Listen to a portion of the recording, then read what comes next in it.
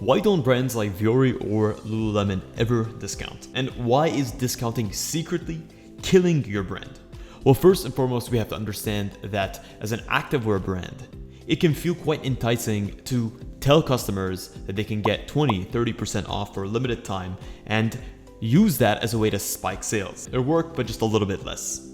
And you find yourself in this endless cycle of having to discount. So how do you get out of this cycle so that you can sell your products for the highest profitable margins and at the same time you can maintain your brand value? This is the $1 million question that we can learn from brands like Lululemon, because deep down you're hurting your profitability, you're hurting your brand value, and ultimately you're creating an unsustainable business model. So let's get right into it. Number one is that we have to fundamentally understand that discounting actually hurts your brand. The first part is that it devalues the perception of the customer with regards to your product.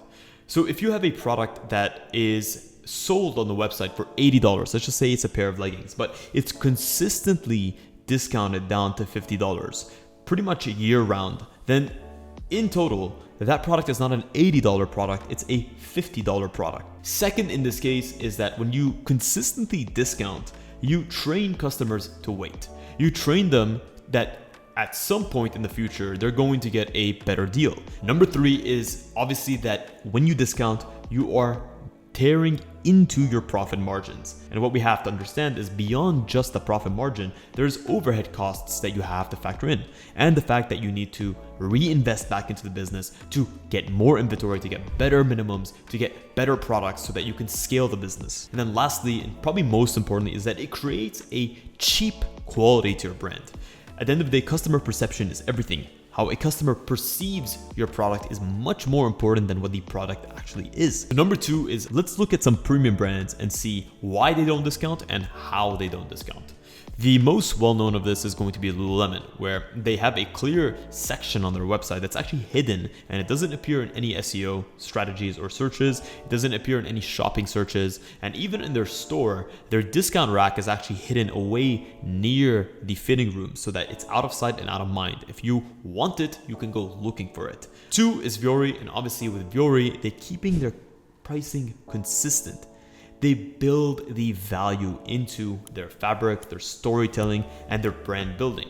They are consistently selling their products for full price. The main takeaway here is that scarcity and consistency in pricing is what creates customer confidence. If your price is consistent and a customer knows that if they come back tomorrow, it's not all of a sudden going to be a 50% discount. So what do we do if we want to discount, but we don't want to actually discount? There's actually a couple things that I typically recommend to our clients that they do. Number one is instead of offering an actual percentage discount, it's add value and don't subtract the price. It's basically bundle your products together. What you're doing is you're offering kind of a new product with a different price that encourages customers to buy more. It's a win-win. It's an easy way to discount without actually discounting. Number two is limited edition drops that you sprinkle in addition to your core collections. When you do this, you create hype around a specific collection and you limit the quantity that collection actually has, and you create a sense of urgency by brand building, storytelling, doing the launch campaign, and getting customers to flood into the website and to sell out of their product. So what that does is two things. Number one is it gets customers talking by launching new product that's exciting and unique. Two, because you're being limited, you're not having so much overstock to the point where you end up with too much stock that you have to push at a heavy discount to be able to break even. Number three is if you want to give customers that same sense of value, instead of discounting, what you can do is you can offer them exclusive perks when maybe they become a VIP customer. Maybe they spend a certain amount of money with you and they gain a specific amount of points. Maybe they sign up for a special emailing list or an SMS list.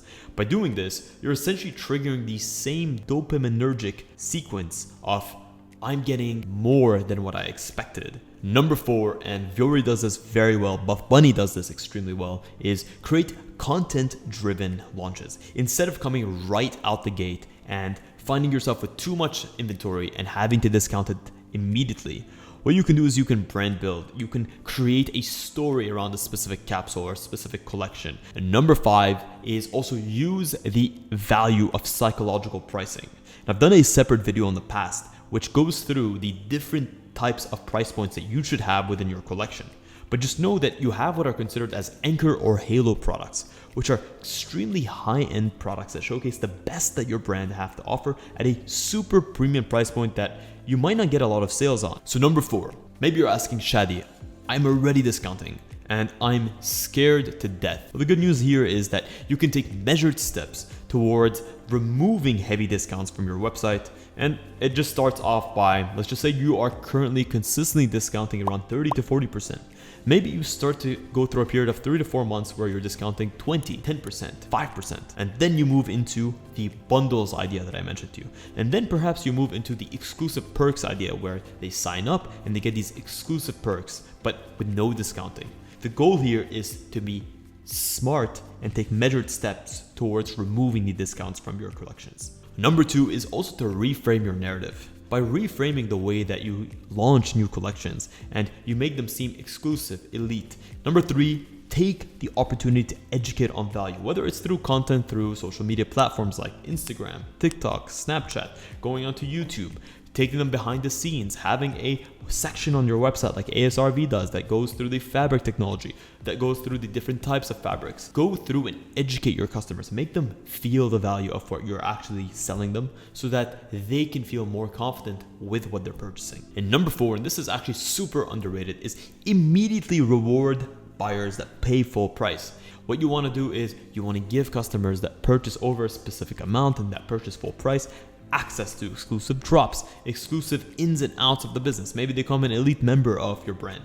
If you guys enjoyed this episode, let me know if you're having your own struggles building out your customer base and getting them used to paying full price. If you want my personal help, I offer one-on-one consultation calls every single week. My slots are limited, but if you want to apply to work with me, you can check out the link in the description and I'll be more than happy to hop on that call with you guys. I say this from the very bottom of my heart. Thank you so much for tuning in to this episode of Fit Design TV. Until next week's episode, stay awesome.